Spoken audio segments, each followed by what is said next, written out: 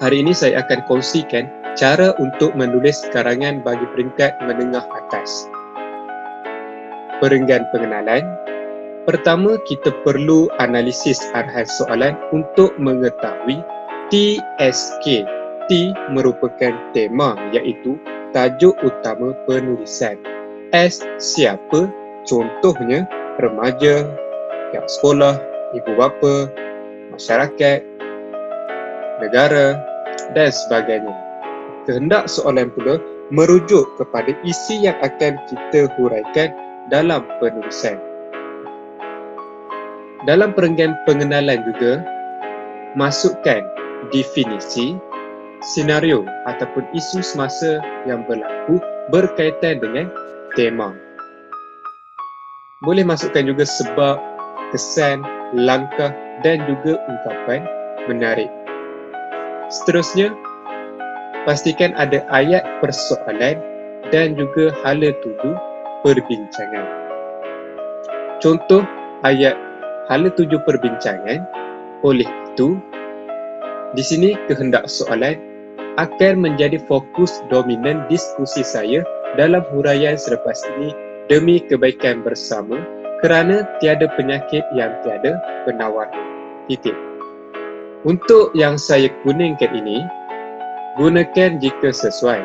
Jika tak sesuai, boleh titik selepas perkataan bersama. Bagi perenggan isi pula, pastikan ada 4 atau 5 isi. Perenggan isi, pastikan seimbang. Maksudnya, jika satu perenggan mempunyai 15 baris, pastikan perenggan lain juga begitu. Jangan terlalu kurang atau lebih daripada 15 baris. Hal ini dinyatakan demikian kerana jika perenggan tersebut tidak seimbang, seolah-olah memberi gambaran bahawa kita hanya mahir ataupun kurang mahir untuk menghuraikan sesuatu isi itu jika perenggannya tidak seimbang. Jadi, pastikan perenggannya seimbang. Untuk perenggan isi, pastikan isi, huraian, contoh, ungkapan menarik dan juga ayat penegasan. Saya sertakan beberapa contoh ayat topik untuk perkenalkan isi. Contoh yang pertama, bunga cendana, bunga teratai, idea perdana, membuka tirai. Antara, kemudian kenalkan isi. Sebagai cetusan minda saya yang kedua, masukkan isi. Selain itu, isi lebih istimewa lagi, sudah terang lagi bersuluh bahawa masukkan isi. Dari perspektif yang lain pula, masukkan isi. Contoh perenggan penutup, bulan semakin terang, bayang semakin jelas dan diskusi ini akan diakhiri dengan kata-kata harapan daripada saya. Di sini, saya menegaskan bahawa terdapat pelbagai masukkan kehendak soalan.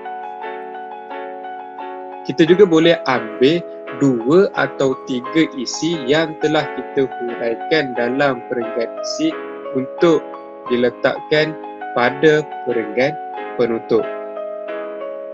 Kemudian, masukkan ayat harapan dan juga ayat penegasan.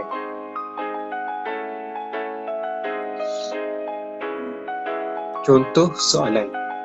Permainan tradisional merupakan warisan bangsa yang perlu dipertahankan untuk tatapan generasi akan datang. Huraikan kepentingan permainan tradisional kepada semua pihak. Jadi, kita perlu mencari TSK terlebih dahulu. T, tema. Untuk soalan ini, temanya ialah permainan tradisional. S, siapa? Semua pihak. Dan K, kehendak soalan ialah kepentingan permainan tradisional. Contoh perenggan pengenalan. Saya merujuk Kamus Dewan edisi keempat untuk mencari definisi permainan tradisional. Dalam Kamus Dewan edisi keempat, perkataan permainan bermaksud sesuatu yang digunakan untuk bermain, mainan perihal atau perbuatan bermain. Selain itu, perkataan tradisional pula berkaitan dengan bersifat atau mengikut tradisi. Oleh hal yang demikian, permainan tradisional merupakan permainan budaya yang dimainkan oleh nenek moyang kita sejak dahulu lagi. Jadi, ayat ini saya mulakan dengan memberi definisi, iaitu maksud permainan tradisional. Perlu diingatkan, jika merujuk kepada kamus dewan, pastikan maksud perkataan itu memang ada dalam kamus dewan. Jika tidak, pelajar boleh memberi maksud sesuatu perkataan itu secara literal berdasarkan pemahaman pelajar itu sendiri. Biasanya, permainan tradisional dimainkan secara individu atau berkumpulan sama ada di dalam rumah atau di luar rumah. Untuk ayat ini, saya masukkan cara bagaimana permainan tradisional dimainkan. Walau bagaimanapun masyarakat kita kian merupakan pusaka bangsa ini yang pernah bersemarak suatu ketika dahulu. Senario ataupun isu semasa berkaitan dengan tema iaitu permainan tradisional yang semakin dilupakan. Hal ini berlaku demikian kerana arus pemodenan masa ini menyebabkan permainan tradisional semakin ditelan zaman. Selain itu, permainan tradisional kian dilupakan dek pengaruh permainan elektronik yang lebih menyeronokkan telah mendapat tempat di hati masyarakat seantero buana. Di sini saya masukkan sebab mengapa permainan tradisional dilupakan. Oleh hal yang demikian, mereka lupa akan hakikat bahawa tak kenal maka tak cinta. Saya masukkan ungkapan menarik. Tak kenal maka tak cinta. Dalam hal ini, kita siogia bersatu untuk mengembalikan kegemilangan permainan tradisional yang sememangnya membawa banyak kemaslahatan kepada semua. Persoalan yang bermain dalam benak fikiran saya ialah apakah kebaikan permainan tradisional? Ayat persoalan. Oleh itu, kebaikan-kebaikan permainan tradisional akan menjadi fokus diskusi dominan saya dalam huraian selepas ini demi kebaikan bersama. Hala 7 perbincangan. Jadi, ini merupakan contoh perenggan untuk pengenalan. Definisi bermaksud makna sesuatu perkataan. Pusaka bermaksud sesuatu yang diwarisi sejak turun-temurun.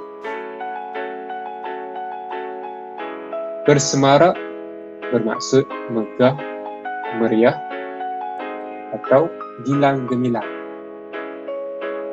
Seantero buana bermaksud seluruh dunia. Siogia bermaksud sepatutnya. Kemaslahatan bermaksud faedah. Benak bermaksud otak. Dan diskusi bermaksud perbincangan. Contoh perenggan isi: bunga cendana, bunga teratai, idea perdana, membuka tirai. Antara kebaikan permainan tradisional ialah permainan tradisional dapat menyuburkan semangat perpaduan dalam kalangan masyarakat. Ayat isi. Ingat, kata pemberi ialah mesti diikuti oleh kata nama. Permainan merupakan kata nama. Kita sedia maklum bahawa terdapat banyak permainan tradisional yang berasal daripada pelbagai kaum.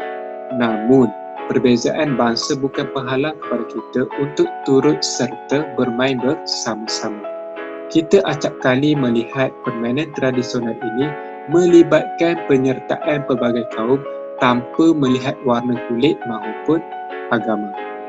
Penyertaan pelbagai kaum ini dapat memanifestasikan elemen kesepakatan dalam diri masing-masing. Untuk ayat yang telah saya bacakan tadi, terdapatnya ayat huraian dan juga ayat contoh. Setiap ahli dalam masyarakat akan bersatu ibarat kata peribahasa Melayu, serumpun bagai serai, serubang bagai tebu. Ungkapan menarik. Tidak hairanlah akan tercetusnya suasana yang menghibah dan harmoni dalam kalangan masyarakat. Permainan tradisional dilihat sebagai permainan rakyat yang dapat menghidupkan kesuburan norma kehidupan kini. Sayang 1000 kali sayang jika permainan ini terus dilupakan. Demikianlah kata Timbalan Ketua Pengarah Kebudayaan dan Kesenian Jabatan Kebudayaan dan Kesenian Negara JKKN Datuk Mod Zaki D. Ungkapan menarik yang diambil daripada Keratan Akhbar. Sebagai menggulung segala yang telah diperkatakan, jelaslah bahawa permainan tradisional dapat menyuburkan semangat perpaduan dalam kalangan masyarakat. Ayat penegasan. Perdana bermaksud utama memanifestasikan, bermaksud menjelaskan atau menyatakan. Norma bermaksud peraturan yang telah menjadi kebiasaan. Perenggan penutup. Bulan semakin terang, bayang semakin jelas dan diskusi ini akan diakhiri dengan kata-kata harapan daripada saya. Di sini saya menegaskan bahawa terdapat pelbagai kebaikan permainan tradisional kepada semua. Permainan tradisional perlu sentiasa dijaga agar permainan tersebut tidak hilang di telan zaman. Tanpa kita sedari, permainan tradisional sebenarnya memainkan peranan yang amat penting. Permainan-permainan ini bukan sahaja menghiburkan hati, malah mempunyai nilai dan sejarahnya yang tersendiri.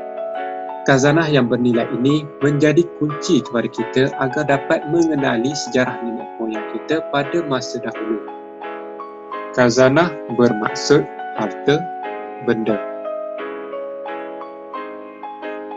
Diharapkan semua masyarakat tidak akan melupakan permainan tradisional yang sudah menjadi salah satu tradisi dan akan terus diamalkan oleh generasi pada masa ini dan menjadikan negara Malaysia sebagai sebuah negara yang unik.